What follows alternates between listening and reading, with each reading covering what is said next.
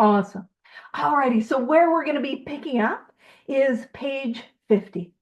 And page 50, it's going to be the second full paragraph in our personal stories. So just to give everyone a chance to find where we're at in the book, we're in the chapter We Agnostics. And this chapter is really diving into the second step. And what we're trying to do is really deepen our understanding of step two.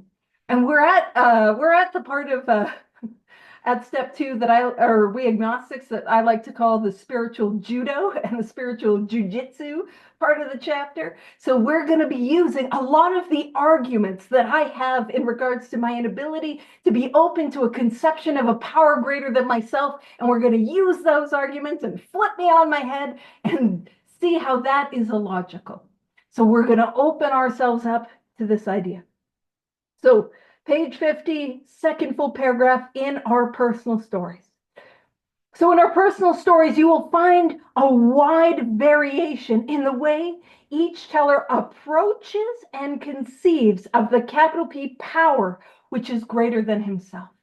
And so what we do is we point out or at least what I do, nobody else has to do this, but I point out the capitalizations. Because when I see a word, almost every word that I see that's capitalized, like power, what we're talking about or what we're pointing to is a synonym for God. Or as Kathy likes to say, a synonym, a word that means the same thing as God. And so if you're not open to the word God, that's okay. We can use the word power. We're pointing to that idea. And I think it's important to know that, like, man, God is the title. I'm after what's beyond the title. Because I believe me, I will take that label of God and indirectly slap it on different things in my life. I won't say that that's what I'm doing, but I'm sure I'm the only one that made alcohol a power greater than myself in my life. Relationships a power greater than myself in my life. I'm sure I'm the only one that external validation from others. I know I'm the only one, right? So I would have all these powers. So when we talk about in our personal stories, you'll find a wide variation of the way each teller approaches and conceives. What we're talking about is that initial conception, that starting point from which we approach the power that is greater than ourselves. There's going to be a wide variation. That's okay. That's okay. Like, it is okay if the conception that you're starting with, I don't understand, that is okay. In fact, it goes on to say whether we agree with a particular approach or conception seems to make little difference. Experience has taught us that these are matters about which, for our purpose, we need not be worried. They are questions for each individual to settle for himself. So what we're talking about is whatever conception that you are bringing to this big book study here today is more than enough as a place to start. Because that's all step two is. It is the starting block of a lifelong race. It's not the finish line. I'm not stopping with the conception. I'm starting with the conception. And from that beginning of a conception, that conception, which is Rob put in the chat, is the sum, of a person's ideas or beliefs, right? So I don't have to have it perfectly figured out. It is just the starting blocks. And from that, what am I going to build but an experience? That's what I'm after, an experience. And so it's fine if we're starting at different places. In fact, there's an idea, and if this idea doesn't resonate with you, get rid of it, throw it out, don't use it, go la la la la, I'm not listening to you, Paige, that's okay. But there's that idea that what we're looking at is one mountain, and our different starting places are different paths that are taking us up the mountain. And it's a beautiful thing. A number of years ago, I got to go, I lived right by the mountains, and I got to go spend a lot of time just by myself out in the mountains, which was so lovely. And there's something about a mountain that is absolute, and I'm talking about the Rockies, I'm talking about those mountains. Although I will say that there's a lot, I don't need to have some mountain ego. It's not like I'm climbing them or anything. I'm just looking at them from the ground and be like, that's pretty. But there's a thing about the mountain in which its nature itself is completely unchanging. Just like from my perspective, there is absolutely unchanging nature of God. But if you've ever just spent hours sitting in front of a mountain, you'll notice that that mountain changes. As the light changes, the shadows change. As the seasons change, that mountain changes. And so and if you were to go around that mountain, you'll see those different angles. So I really believe a lot of times we're pointing to and if you're like, I don't agree with that, cool, you're right, I'm wrong. I am wrong. But I'm looking from different angles at the same mountain, maybe just in different seasons. And I love that it talks about our experience taught us we don't got to worry about your starting place. You know why? This whole thing is about experience. The 12 steps are experiential. They are not intellectual. I'm not going to figure out God or a power greater than myself with my intellect. I'm after an experience. So what this paragraph is saying is these are the ways that we're different. My conception of a power might be different than yours, and that is okay. But here it says there are questions for each individual to settle for himself. We get to figure this out on our own. And those are the ways in which we're different. But here's where we're the same. On one proposition, however, these men and women are strikingly agreed. Now, when we talk about the men and women, I always want to point out the and women, as in plural, is really hopeful and optimistic and inclusive, because there was like one, it was woman. We had Florence hanging out, and she didn't make it. It was Marty Mann who is credited as the first woman. So whenever we see men and women, that is a hopeful and inclusive statement. But there's one proposition, one idea that the first 180 members absolutely agree on. Now, I'm sure your home group is very different than my home group, but when I go to my home group and we have a business meeting, there's some contention and there's some argument. Oh man, if you're missing the drama of like your active alcoholism or your active addiction, you get involved in service and make a motion to change the coffee. Just watch what happens, just yeah, it's happening. And like truly, like there's a lot that we disagree on. Now, I would not say that alcoholics like to argue more than anyone else. But I mean, you know what I mean? Like we get a little, as a people group, there are many of us who are like, I want to fight about something. I'm just going to argue about that for no reason. So we might have different conceptions, but here is one thing that we all agree on as the first 80. Now, whenever we talk about the first 100, or as I'm like closer to 80, I always talk about that was them relating their experience. But the more of us who follow the directions that are outlined in this book, the more of us who have the experience that is promised in this book, and the more of us that are included in the we, which is to say, on one proposition, however, the men and women, the alcoholics, the addicts, the people who are here today who have recovered can agree on one thing. Those who have recovered can agree on one thing. It says, every one of them has gained access to and believes in a power, capital P, greater than himself. I want to point something out. It says gained access to, because I think that is way more important than what I believe in. The power that I'm accessing, the relationship that I'm building, the experience that I'm having is far more important than the opinion that I have or the starting place that I have. And it says this power in each case has accomplished the miraculous, the humanly impossible. So in each case of the first 100 members, or in each case of those of us who have recovered, what has happened has been miraculously and humanly impossible. What is miraculous and humanly impossible? Well, just from my experience, permanent, contented sobriety. That was I couldn't do that. I was beyond human aid. And so in each case, those of us who have recovered, the humanly impossible. Permanent contented sobriety. And I want to point something out. If you're new to this study and you're like, permanent, there's always an asterisk. There's always a fine print. This sobriety is permanent, contingent on the actions that I continue to take on a daily basis that allow me to live in that state of grace. But permanent, contented sobriety, that is what is on offer as the result of the 12 steps. So it says, as a celebrated American statesman put it, let's look at the record. And so that was a quote from Alfred Smith. He was the 4-time governor of the state of New York. And he actually ran and lost. He ran for president and he lost in his presidential campaign. And so it's one of those, let's look at the record. Like, if you're like me reading it, it's like, who's this celebrated American statesman? Like, who's this guy? Who are we talking about? I don't, like, nobody says, well, let's look at the record, see? Like, that's not how we talk.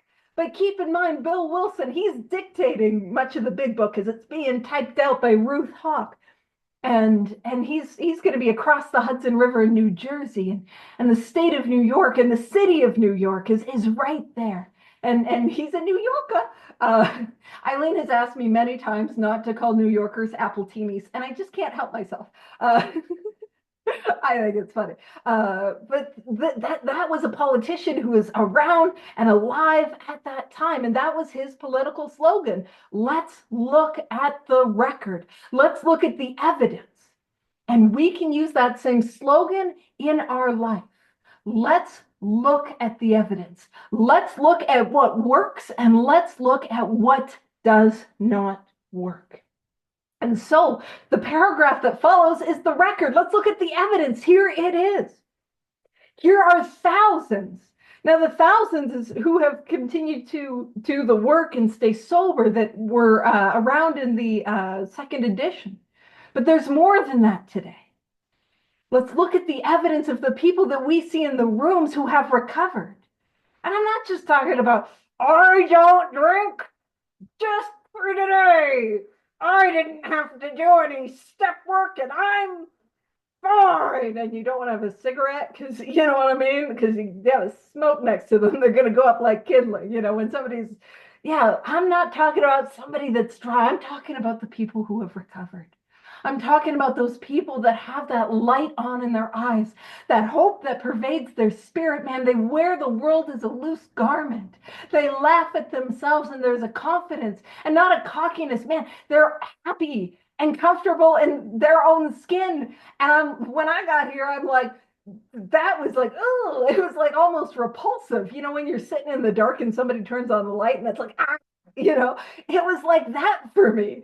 You know, there's nothing worse than when somebody comes, you know, when you're a teenager and you're in your room and you're brooding, or in your, you know, mid-30s and you're brooding in your room and somebody turns on the light, you know, and then they leave with the door open and the light on still. Rude.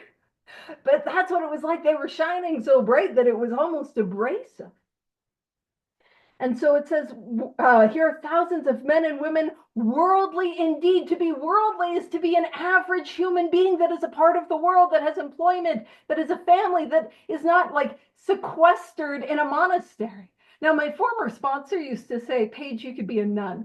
To which I was like, hey, I could get on Tinder if I wanted to.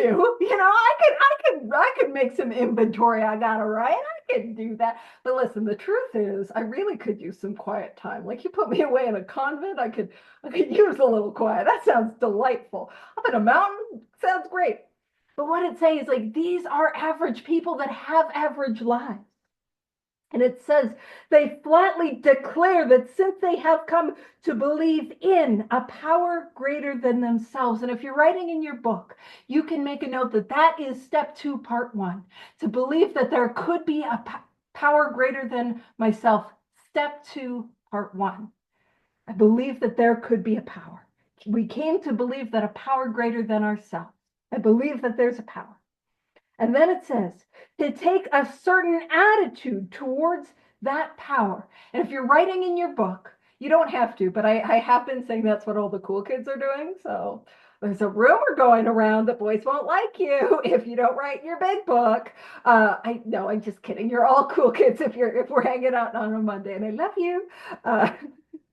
But what you can do is you can make a little note that to take a certain attitude toward that power, that is step 2, part 2.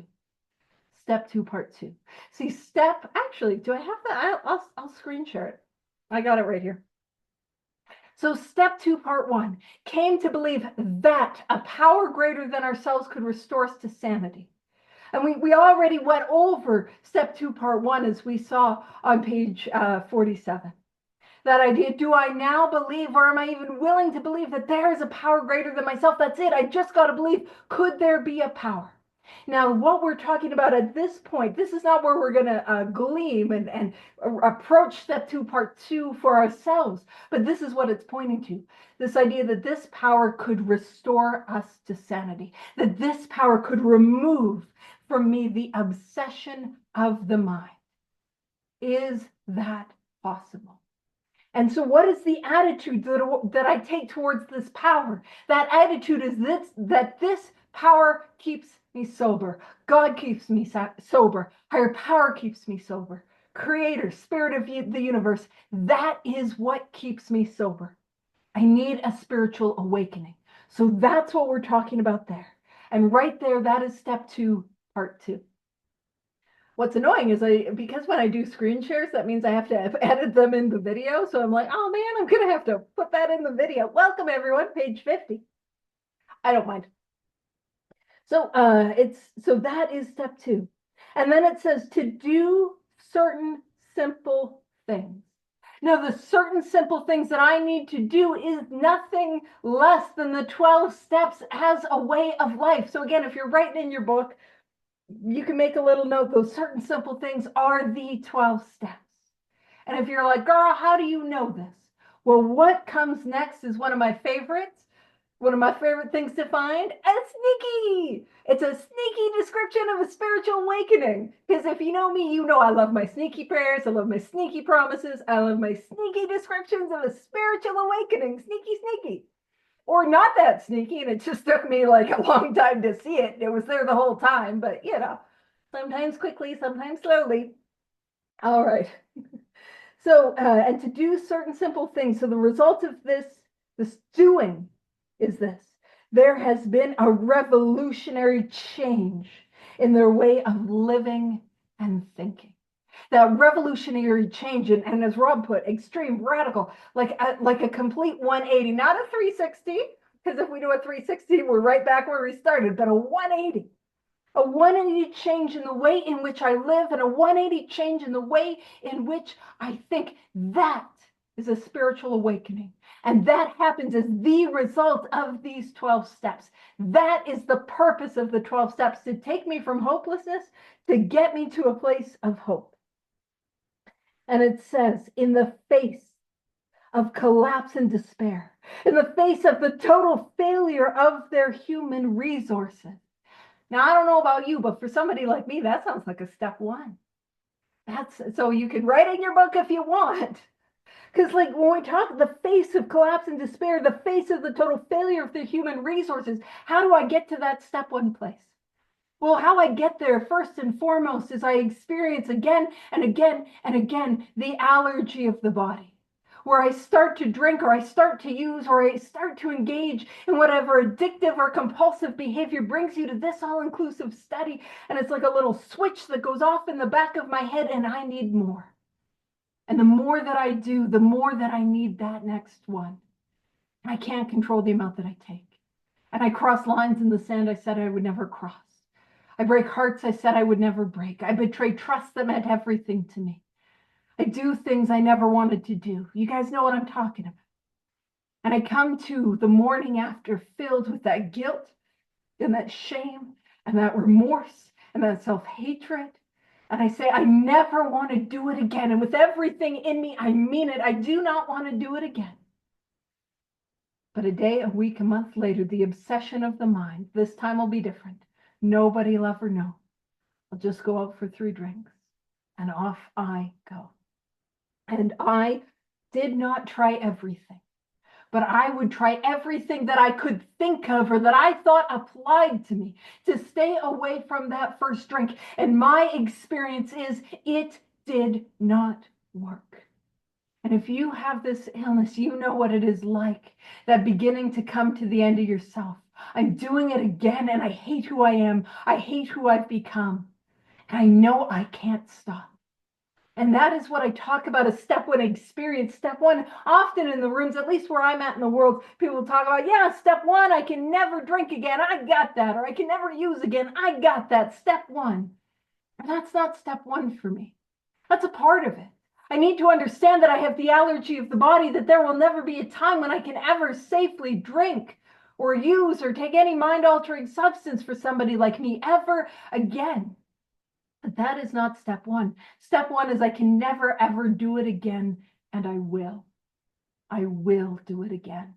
Step one is the concession that a relapse is inevitable and is imminent. I will relapse. Right? That idea that the allergy is a promise that I can never, ever safely drink again or use again. And the obsession is a promise that I'm going to do it again. And that repeated experience brings me to the end of myself, that face of collapse and despair, the face of the total failure of my human resources. And then it says they found that a new power, peace, happiness, and sense of direction flowed into them. And this is exciting because that's another sneaky description of a spiritual awakening. And if you're like, girl, you're just so excited about sneaky descriptions, I think you're out of your mind. Here's how I know this to be true. This happened soon after they wholeheartedly met a few simple requirements. Those few simple requirements are the 12 steps. So the result of the steps is the spiritual awakening. And that spiritual awakening is a new power, a new peace, a new happiness, and a new sense of direction that flows into me. And that's important. See, when I got here, I was not showing up with a whole lot of new anything. I definitely didn't have power. I was powerless.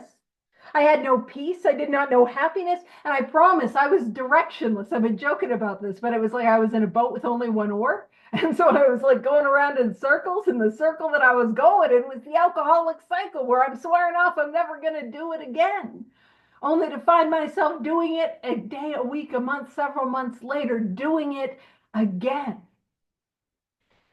And so that's what I need. And I love that idea that it is a power that flows in.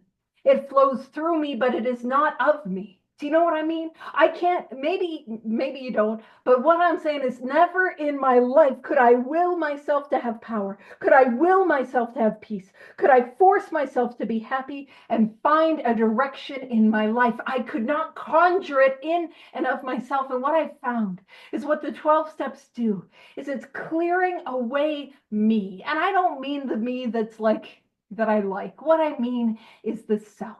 The selfishness, the self-centeredness, the manifestations of self. The 12 steps, I'm clearing all of that stuff away so this power can flow through me. But here's the thing, it's got to flow through me. So that means it doesn't, the buck does not stop here. I don't know what I'm referencing. The buck stops here. I don't know what that reference is, but it's very loud in my brain. Like that idea, you guys ever hear that, keep the plug in the jug? Well, I can't do that. One, I can't do that because of the obsession of the mind. The obsession of the mind guarantees that the jug will get unplugged and I shall be drinking out of said jug. I don't think I've ever drank out of a jug. I mean, I've drank out of some things, but I don't know if I had it. But anyway, the jug will be unplugged. But also, I love that idea that I cannot plug this flow of power, peace, happiness, and sense of direction. I've got to give it away. I've got to share it with others. It cannot be plugged. And again, it says this happens. So the spiritual awakening happens soon after they wholeheartedly. I've got to be thorough in this work. But thorough does not mean it takes a long time. I really emphasize this. We can get well very, very, very quickly and thoroughly. We can. We absolutely can. So I've got to give these simple requirements my best effort. Again, the simple requirements of the 12 steps. And a lot of times I will run into people or I will meet people and, they're coming back and they're like, I did the steps and I don't think they work for me. And every single time I just ask some questions. So when you said you did the steps, because keep in mind, they are a way of life. How many people were you sponsoring? Oh, I never sponsored anyone. Did you have an evening review practice? Did you have daily prayer and daily meditation? Usually they'll say they prayed, but they weren't doing prayer, meditation, and evening review. Were you on top of your 10 steps? Did you make every single one of your amends? Usually what happens in my experience is people that are like, I did the steps and they didn't work. They maybe did at most a 4 and 5, at absolute most, and maybe a couple amends. But we did not do all of this.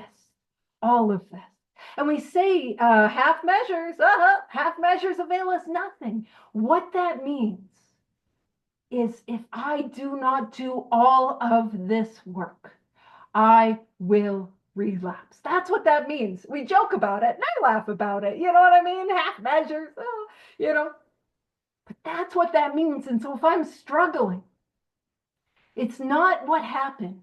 It's what has not happened or what needs to happen. Do you know what I'm saying? It's not like what happened. It's like, what did I not do? What action in the steps am I not doing? That's what it is. So this happened wholeheartedly after they met a few simple requirements. Once confused and baffled by the seeming futility of existence, they show the underlying reason why they were making heavy going of life. Leaving aside the drink question, they tell why living was so unsatisfactory. And what we're talking about here, I got information that the buck stops here is Harry Truman. Harry S. Truman. Delightful. I didn't know that was in my brain. I am as surprised as anyone else. No, I'm really good at American presidents and history. Alfred Smith, 4-time governor of the state of New York. Boom. Who did he lose the presidential election to? I don't know. Not that up to date. Anyway. But what are we talking about? So it says leaving aside the drink question. So leaving aside the allergy, leaving aside the obsession, we're talking about why there was a seeming futility, and that futility is this hopelessness of life. And the underlying reasons why life seems so heavy and overwhelming and so unsatisfactory. And what we're pointing to here is the spiritual malady. The spiritual malady. Now, in step 1, we focus heavily on the obsession of the mind. Absolutely. I'll answer that question in a sec. In step 1, we focus on what differentiates us from other people. And so that is the obsession of the mind and the allergy of the body. Non-alcoholics do not have the allergy of the body and the obsession of the mind. But there are other people, other human beings on earth who experience the spiritual malady. And as we awaken in step 2 and step 3 and step 4, as we go through, we begin to look more heavily at the spiritual malady, because that is what we are going to treat with the spiritual awakening as the result of the 12 steps. So with the underlying reason why they were making heavy going of life is the spiritual malady. And another way to look at the spiritual malady is a conscious sense of separateness from God, a feeling of being separate from God. And if you're like me, you're like, girl, what? What? Like, I didn't come to the rooms of 12 step and was like, why, yes, I'm positively bedeviled today. I am experiencing, and definitely not acute, probably a chronic sense of conscious disconnect from a power beyond myself. No, I just know that everyone's doing everything wrong and they're getting on my nerves and my anxiety. I just want to crawl out of my skin, and I have that depression so bad I can't get out of bed. And I have that hole in the depth of my gut. But that is a conscious sense of separateness from God. A sense. And the reason I say sense is I can never be actually separate from God, but I have a sense of separateness. And I treat that with conscious contact. that with knowing experience, that spiritual awakening, that's what we are talking about. And so that's what we treat. We treat the spiritual malady, and he lost to Herbert Hoover. Sorry, Herbert Hoover. That's who Alfred Smith lost the governor's race, or not governor's race, the presidential race to. Hoover of Hoover Dam. Any relation to the vacuum company? Maybe. I don't know. Sorry, Rob. You don't need to look that up. My brain makes associations quite quickly and ineffectively. Yeah. And so, yeah, what we are treating with the spiritual awakening as the result of the 12 steps is the spiritual malady. And when the spiritual malady is overcome, we straighten out mentally. So the mental obsession is gone, and physically. And if the mental obsession is gone, I don't need to take that first drink. I don't need to take that first hoot of crack. I don't need to pop that pill. I don't need to text the ex. I don't need to place that bet. Do you know what I'm saying? And if I don't do it, I don't trigger the allergy. So we treat the spiritual malady. But we don't talk a lot about the spiritual malady because in step 1, we want to focus on and emphasize what differentiates us from other people. So it says they show how the change came over them. And the change that we're talking about, sneaky description of a spiritual awakening. Yeah. I know some of you are like, oh, are we going to have a hat trick on this one? Yeah, we are. That's for the hockey fans. A hat trick is when one player scores 3 goals in a game and then people throw their hats on the ice.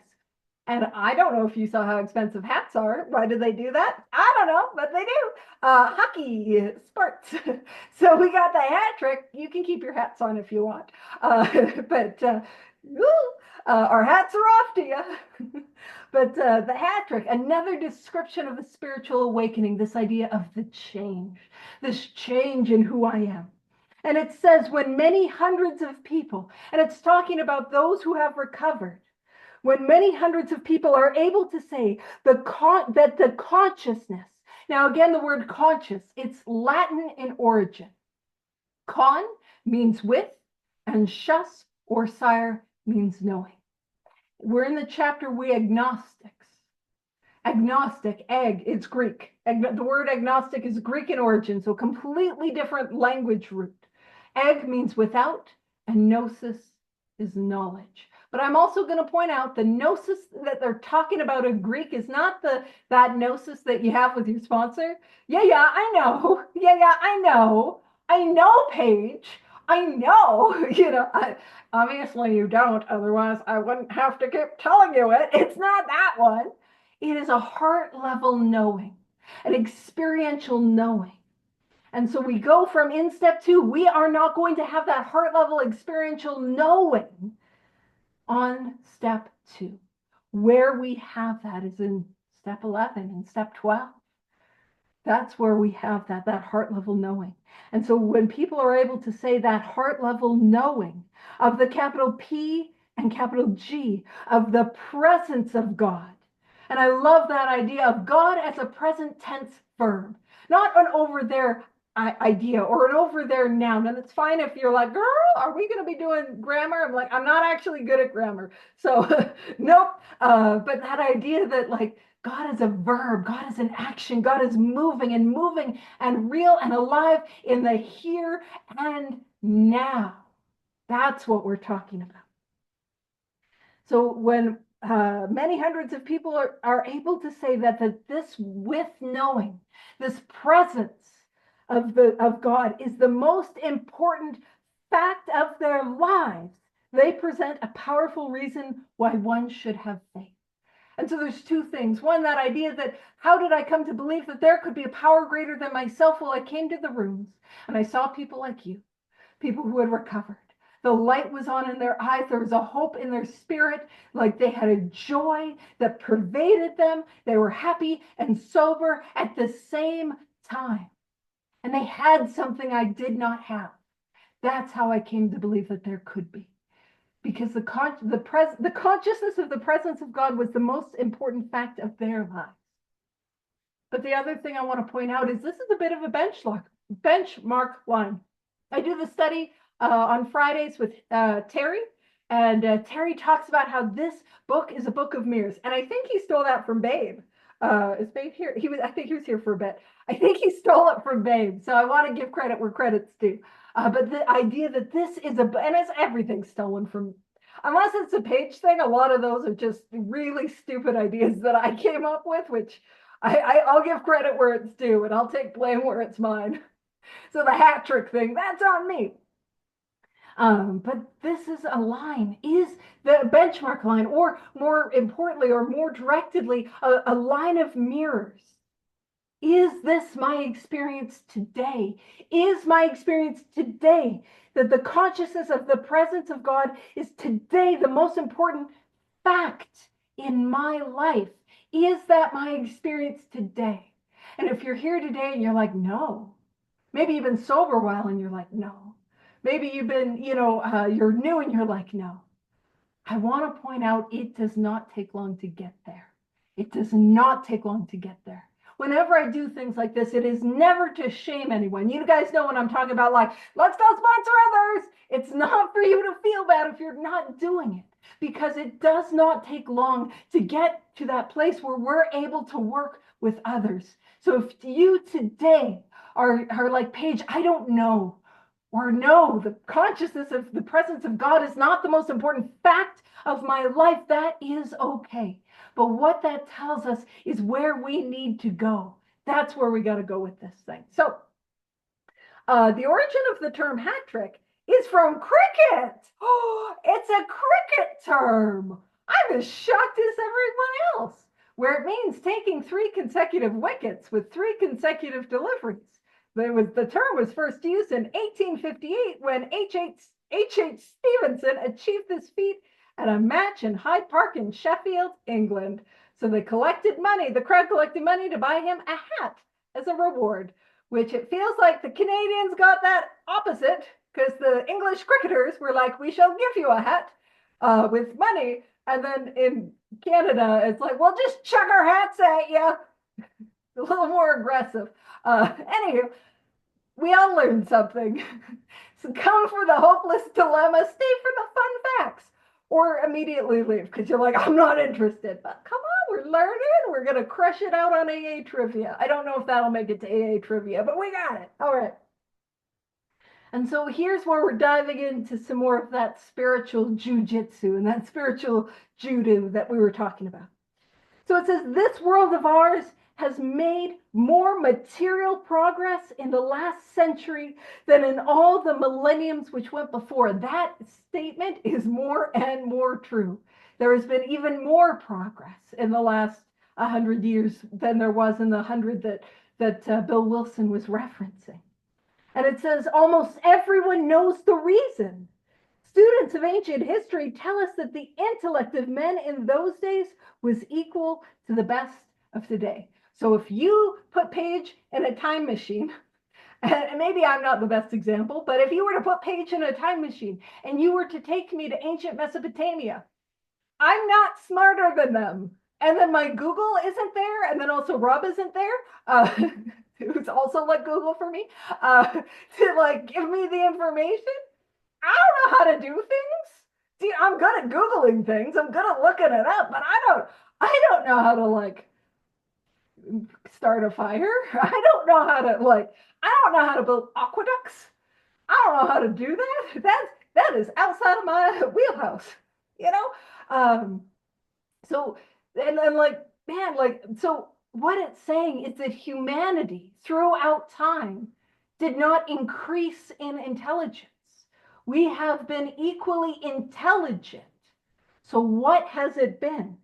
And it says, yet in ancient times, material progress was painfully slow. So even though we are smart today in terms of like our intellect, we didn't have the same growth that we see today. Why was that?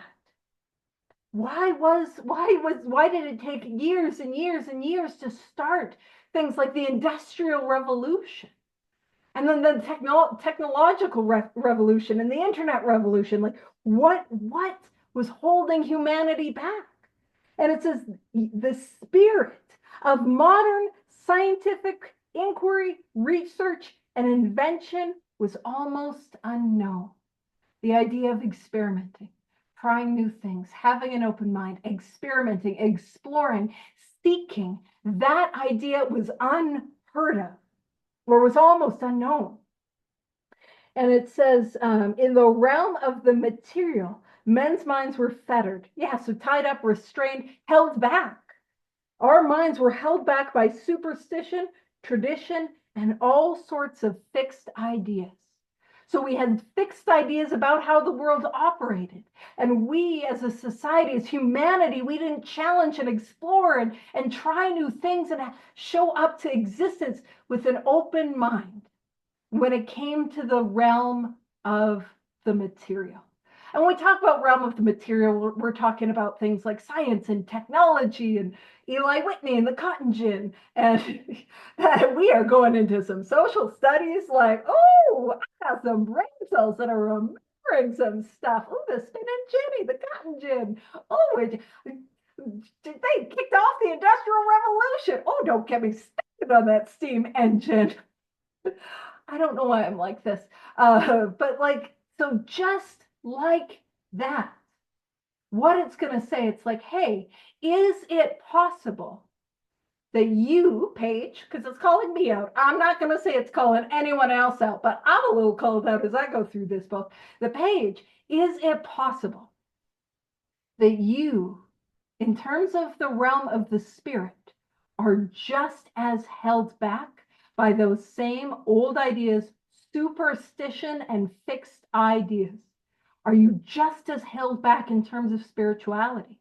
Where it's like the men of ancient times were just told what to believe and just like, okay, then that's what I believe. I'm not going to seek and explore and try new things as it pertains to science. But is that not what I'm doing in terms of spirituality? I'm not willing to seek and have a new experience. I'm not willing to build on the experience of others. We see this tremendous in the world of the material, like exponential growth in terms of material growth, because we were able to build upon the experience of others. Like my cell phone occurred as the result of the cotton gin, like genuinely. Like you could not super directly, but you have the building blocks, right? But if I'm willing to say, no, there is no cotton gin, I'm not going to get a cell phone. I did not plan for this to be, I'm as baffled as you are that these are my metaphors today. But that's what I'm doing with the realm of the spirit. I'm saying, nope, there's no spiritual cotton gin. And it's like, is it possible that I'm being held back by my old ideas? And it says some of the contemporaries of Columbus thought a round earth preposterous. So that wasn't quite the case. Most of the people in Columbus's days did know the earth was round. Columbus thought the world was smaller than it was, but the belief in the 1930s was that was what Columbus had proved. And so what we're seeing is in this idea that we believe the earth is flat, and then we are given a new idea, and we are open to believe the world is round. We're given a new idea, and we're open to have a new experience. So, and then the Galileo one, oh, the Galileo is my fave. So it says others came near putting Galileo to death for his astronomical heresies. So before Galileo, what was believed was that the earth was the center of the universe. And Galileo was looking through his little telescope and he was like, nah, son, that's historically accurate. Nah, son, it's not that. The sun's at the center. And the church was like, oh, heck no, you takey backsies that, otherwise we're going to chop your head. No. And I think, by the way, that is the scientific and historical term. You takey backsies. And then Galileo was like, no takey backsies. Sun's at the center. This is probably why I'm not an actual history teacher. But that's the idea is that, and I think it's such a beautiful idea that with Galileo, we were able to be like, okay, the earth isn't the center of the world. But isn't that a beautiful metaphor for how I show up to life? See, I come to the rooms and I think I am the center of the universe and that everything revolves around me. I know none of you guys can relate to that. Now, keep in mind, when I talk about me at the center of the universe, I'm not thinking, listen, my experience is I am not somebody that's like, I am so great, worship me, revolve around me. No, but I do think I am so awful and I've caused every problem there is. Do you know what I mean? I think I'm the center that way. And so what do I need to do?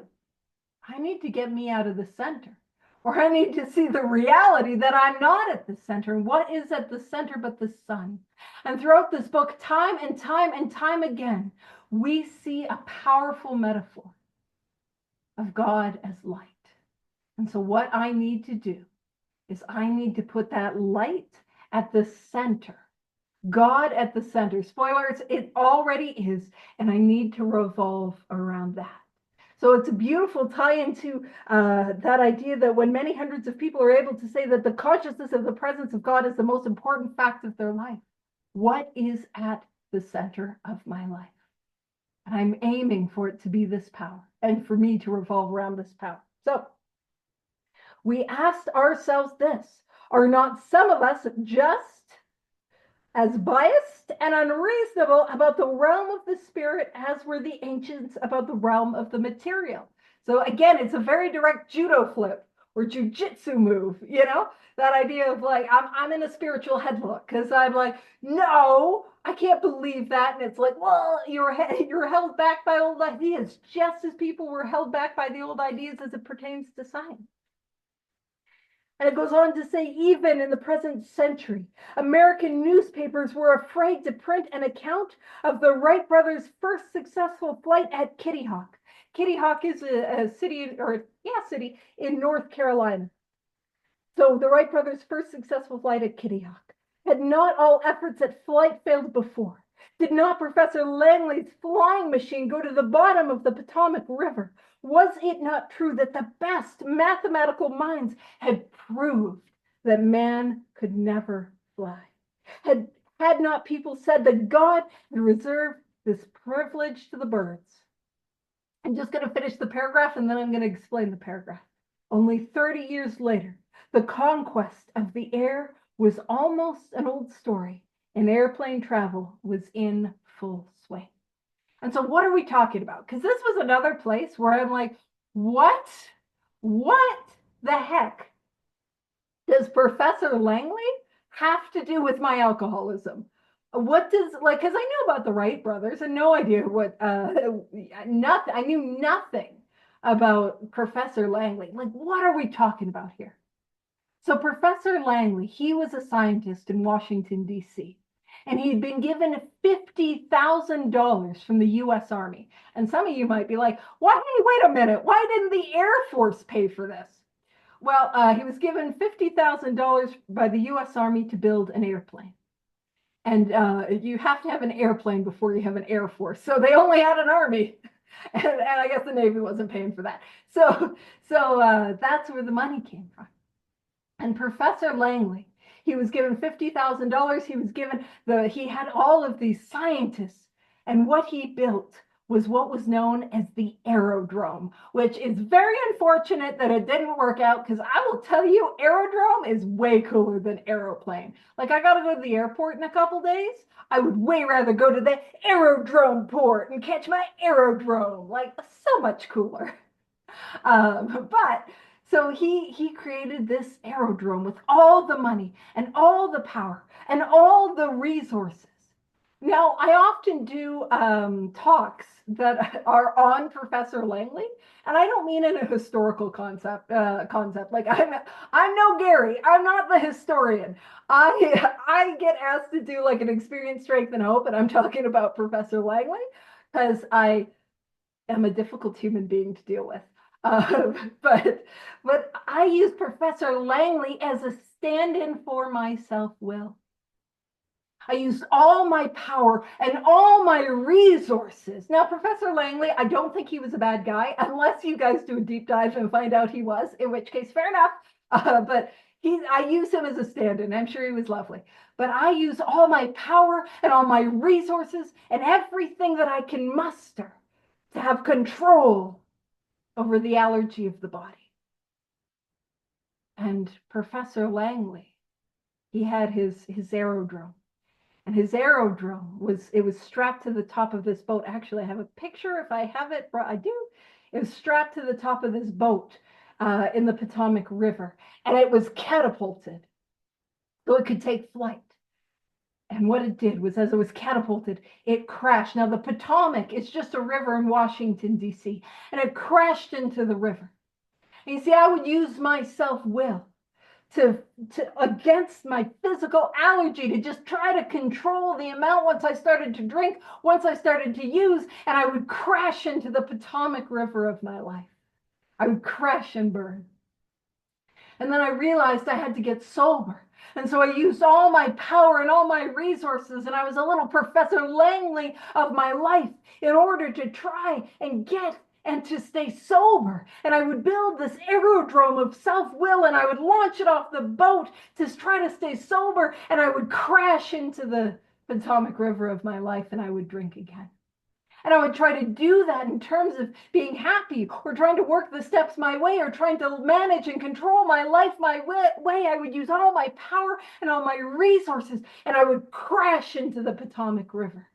And it did not work. And as a society, when actual Professor Langley, not Paige as Professor Langley, when actual Professor Langley crashed into the Potomac River with all the money and the best scientists and the most incredible,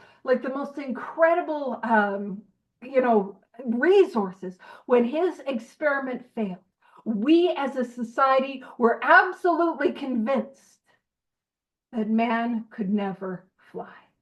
Flight was impossible. And that's what it might feel like if I have burnt my life to the ground again and again and again. And all the effort and all the resources that I have absolutely and utterly failed me. But then what happened was there were two bicycle repairmen in Kitty Hawk, North Carolina, and they built an airplane. And it flew for like 7 seconds, maybe it was 11 seconds. They just flew for shorter than the length of many modern airplanes. And we changed our mind, and we were able to see that maybe flight could be possible. Now, at this point in the book, it says the conquest of the air was an old story. It was an old story. Bill and his homie, they had got chartered an Abby Thatcher, his homie Abby Thatcher, they chartered an airplane to complete their jag, like he was flying. And then in the next paragraph, we're not going to get it today, but it's talking about how our minds open to not only is there airplane travel, but maybe we could even get man on the moon. And you might still be, Paige, what does this have to do with step 2? Well, what this has to do with step 2 is the idea that all I need to believe is that airplane travel is possible. That's it. The Wright brothers were men who had faith, and we're going to see that as a theme as they get referenced 2 other times in this chapter. Men that had faith, and their faith allowed them to build this airplane. And keep in mind, it was faith, but it was also works. If they did not put together the airplane, it would not have existed. So I just need to believe airplane travel is possible. Now in 2025, I'm literally that's why Gary's doing his thing on Monday. Woo, pew, pew. Because I'm going to be on a plane. So all I need to do in 2025 is not show up to the Calgary International Airport and gaslight the employees and be like, I know airplane you believe in the airplane, but I don't believe in it. Now, keep in mind, in 2025, in AA, in CA, in DAA, in 12-step, it's the exact same thing. It's like I'm showing up to the international airport, and all of you who have recovered are flying. I don't have an airplane yet in step 2. I don't have it yet. I'm just watching you fly and believing it is possible. And the rest of the steps are the blueprint. I've got to take the action to build the plane. And that's what we're going to do. So at this moment, all we need to believe is that airplanes exist. And I know, because I got to get on one, I'm going to show up with a little bit of faith. So I'll wrap it up there and stop the recording.